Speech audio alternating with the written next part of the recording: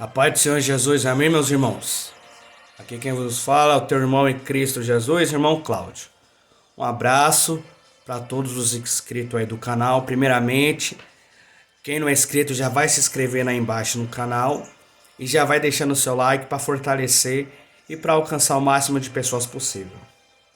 Irmão, quero trazer aqui algo que muitos pastores, líderes religiosos não ensinam as ovelhas, não ensinam os demais irmãos. Oculta isso porque querem só a lã das ovelhas, só querem os dízimos, né, irmãos? Eu vim falar, irmão, de quando que entrou o dízimo nas igrejas, nas instituições humanas, né? Bom, todo mundo sabe que o dízimo é velha lei, é velho testamento, é a antiga aliança. Mas vamos entender juntos aqui, irmãos, quando que surgiu o dízimo dentro dessas instituições humanas que se denomina Igreja de Cristo, né? A Igreja Católica institucionalizou a cobrança no Concílio de Macon em 585, estabelecendo a quantia de 10% das posses dos fiéis. Mas foi Carlos Magno, rei dos francos, que expandiu essa prática, conforme alargava seu império no século IX. Difundia a cobrança nas regiões.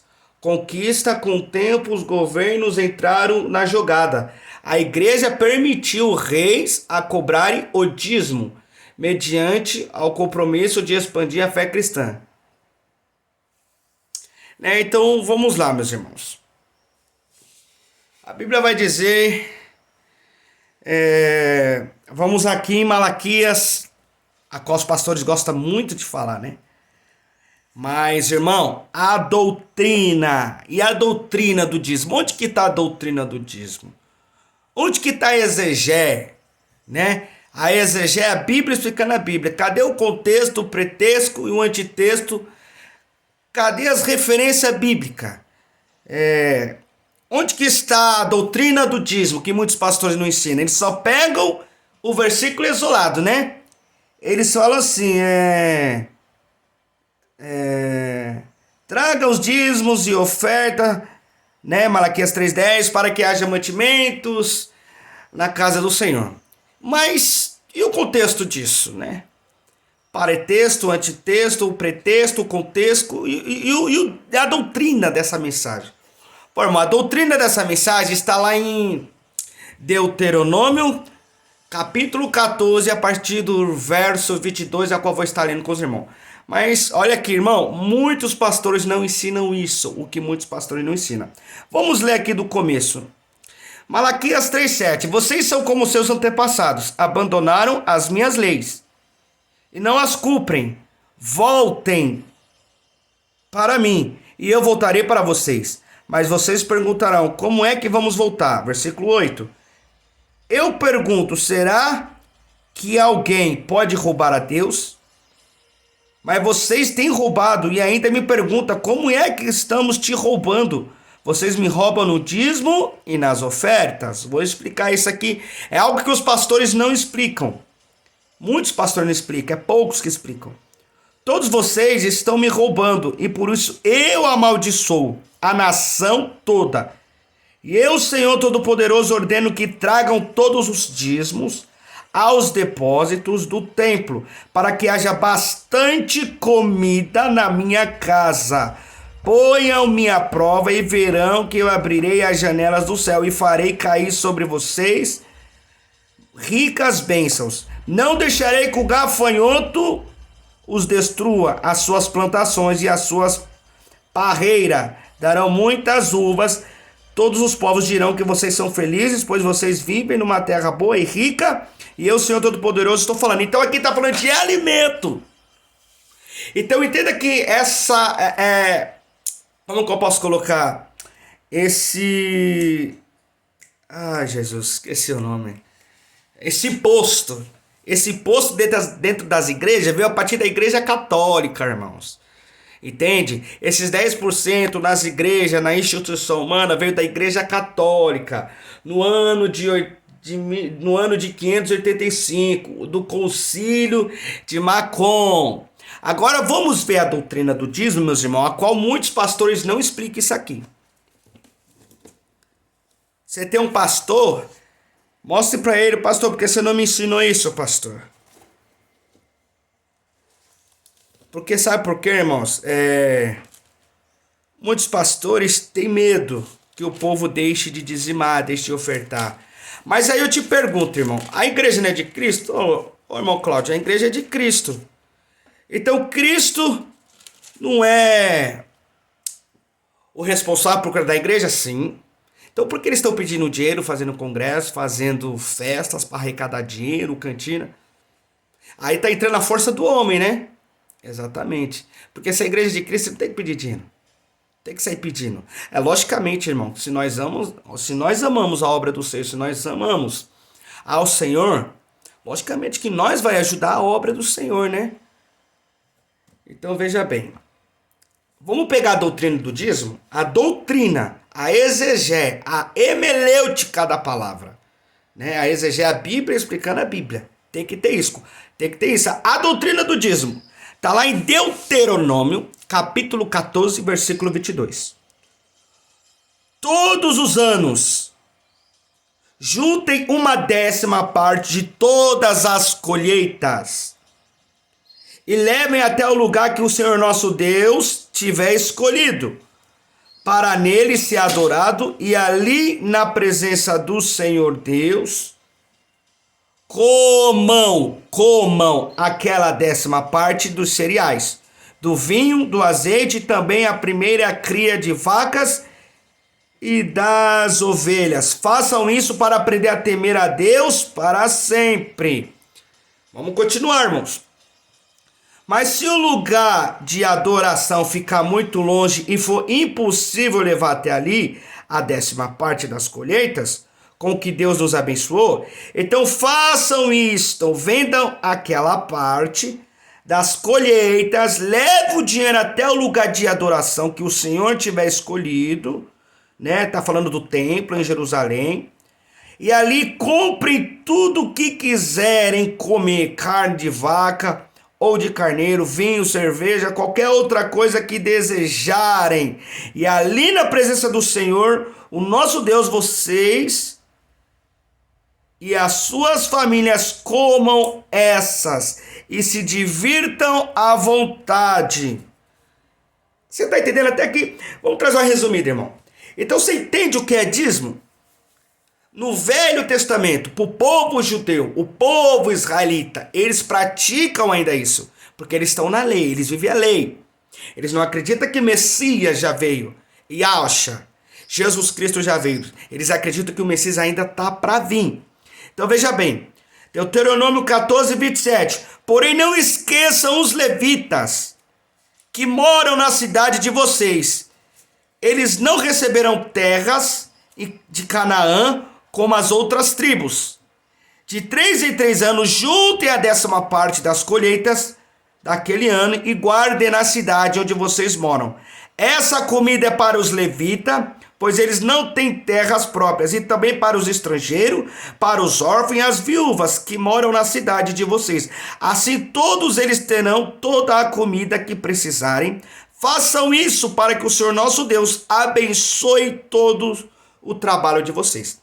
Então esses falsos líderes, raça de víbora, falsos pastores, falsos profetas, muitos falsos, né? Raça ruim, raposas. Veja bem, irmãos. Eles falam assim que se você não der dízimo, você vai para o inferno. Se você não der dízimo, perdeu a salvação. Se você não der dízimo, o devorador vai entrar na tua casa, nas tuas finanças. Então veja bem, irmão. O devorador que a Bíblia fala, está lá em Joel capítulo 1.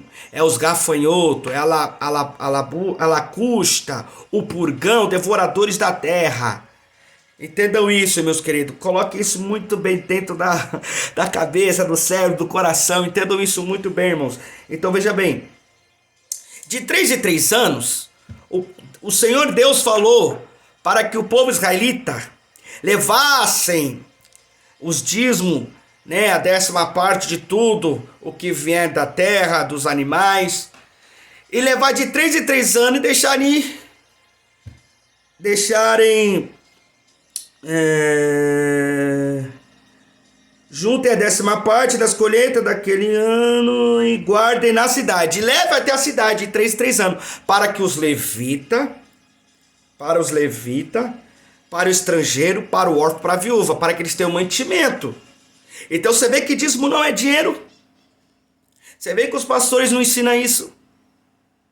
E tem muitos pastores que ficam loucos comigo por trazer esse entendimento, essa mensagem, porque eles não trazem isso.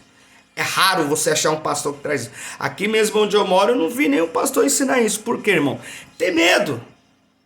Aprendeu uma crença, aprendeu dentro de uma religião tradicional, né? É a lei de Moisés. Eles aprenderam a lei de Moisés. Só que não buscam conhecer a graça de Deus. Não buscam conhecer e entender o Senhor.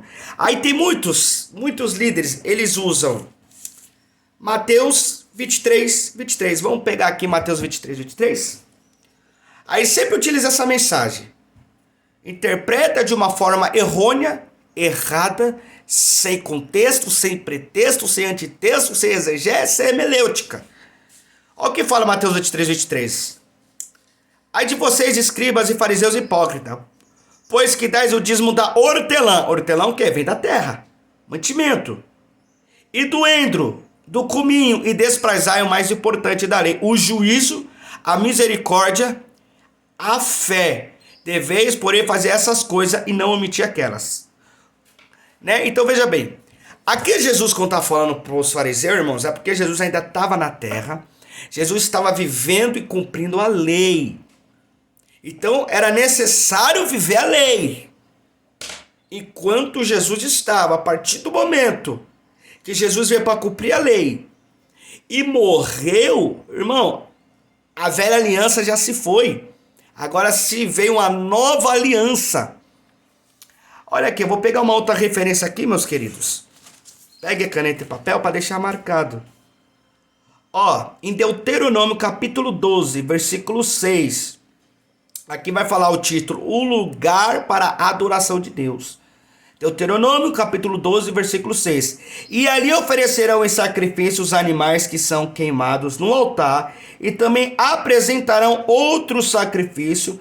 Para esse lugar trarão a 10ª parte dos animais e das colheitas, contribuições às ofertas prometidas, às ofertas feitas por vontade própria, e as primeiras crias das vacas e das ovelhas. Olha o versículo 7.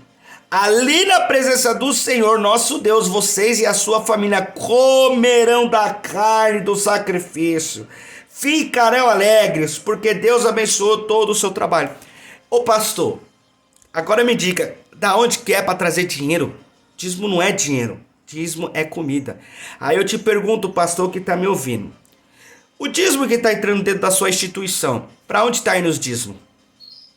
Sendo que Tiago 1,27, a Bíblia vai dizer que a verdadeira religião pura e imaculada é ajudar os órfãos, a religião aceitável para Deus. A única religião aceitável para Deus é ajudar os órfãos, as viúvas, os necessitados e o estrangeiro. E não se corromper com as coisas dessa terra. Entende? Isso aqui é religião. Agora, o que a Bíblia nos ensina, irmão? 2 Coríntios 9, 7. Ofertai-vos com alegria, não com tristeza, porque Deus ama quem dá com alegria. Irmão, você quer dar 10 reais, você dá 10 reais de oferta. Você quer dar 1.000, você dá 1.000, você dá 100, dá 100. Não tem como você estipular. Nós estamos com uma campanha, quem faz campanha é macumbeiro, irmão. Entenda isso. Nós não faz campanha. Quem faz campanha é macumbeiro. Então veja bem, a Bíblia vai dizer, ofertar segundo a alegria do nosso coração, não com tristeza, porque Deus não aceita quem dá por obrigação ou por tristeza, mas Deus ama quem dá com alegria, né? Aí faz envelope não sei do que, faz bingo, faz cantina, uma perca de tempo. Sabe por quê? Tá querendo fazer com a força dos seus braços. Tá querendo fazer com a força do teu braço. Agora, cadê que tá fazendo cantina, bingo, congresso para arrecadar e ajudar os missionários na rua, os evangelistas, o órfão, a viúva, os necessitados, os irmãos da fé? Para onde está indo o dízimo? Entende, queridos? Vou trazer uma outra referência aqui também. Em nome de Jesus, irmãos. Amém? Depois eu vou fazer um vídeo explicando Hebreus 7. Hebreus 7. Agora vamos lá aqui. Ó, firmes na liberdade. Gálatas 5. Vamos ler aqui.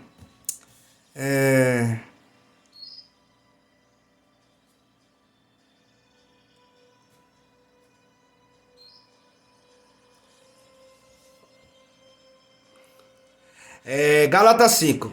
Vamos ler do versículo 1, irmãos. Cristo nos libertou para que nós sejamos realmente livres. Por isso, continuem firmes, como pessoas livres. Continuem firmes como pessoas livres. E não tornem escravos novamente. Preste atenção.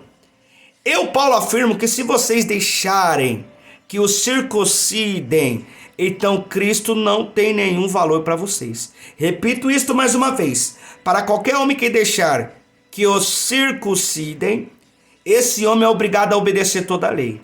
Vocês que querem que Deus o aceite porque obedece à lei, estão separados de Cristo e não têm a graça de Deus.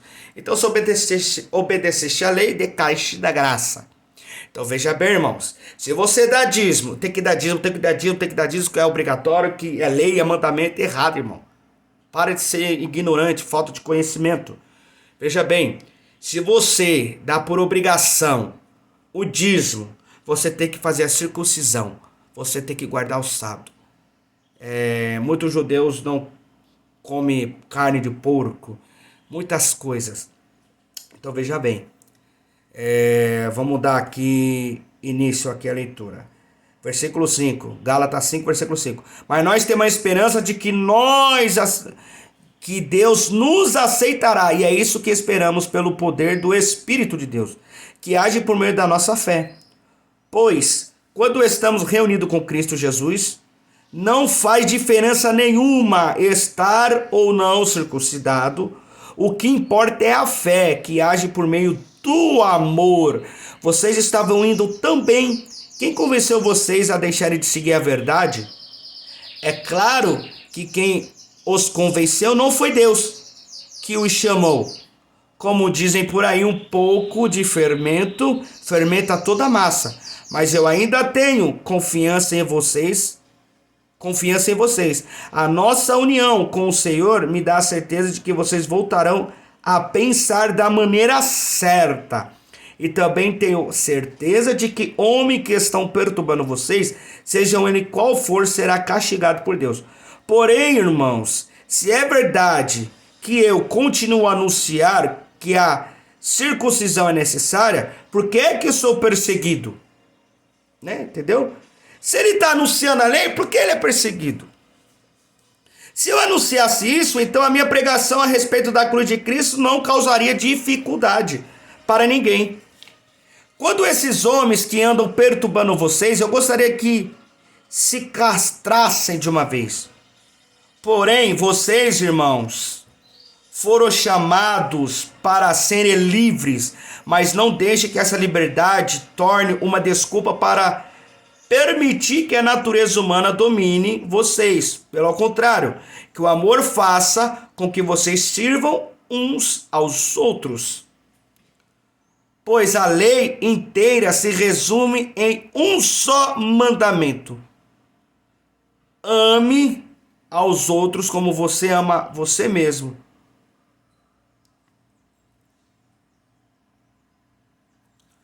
Irmãos, agora eu vou mostrar algo aqui em Gálatas 3. A lei e a fé, meus queridos. Então veja bem. Olha o que Jesus vai dizer. Preste muita atenção aqui, irmão. Os que confiam na sua obediência à lei estão debaixo de maldição de Deus. Pois as Escrituras Sagradas dizem que não obedece sempre a tudo que está escrito no livro da lei está debaixo de maldição de Deus. É claro que ninguém é aceito por Deus por meio da lei, pois as escrituras dizem: viverá aquele por meio da fé e é aceito por Deus. Mas a lei não tem nada a ver com a fé, pelo contrário, como diz as escrituras, viverá aquele que fizer o que a lei manda.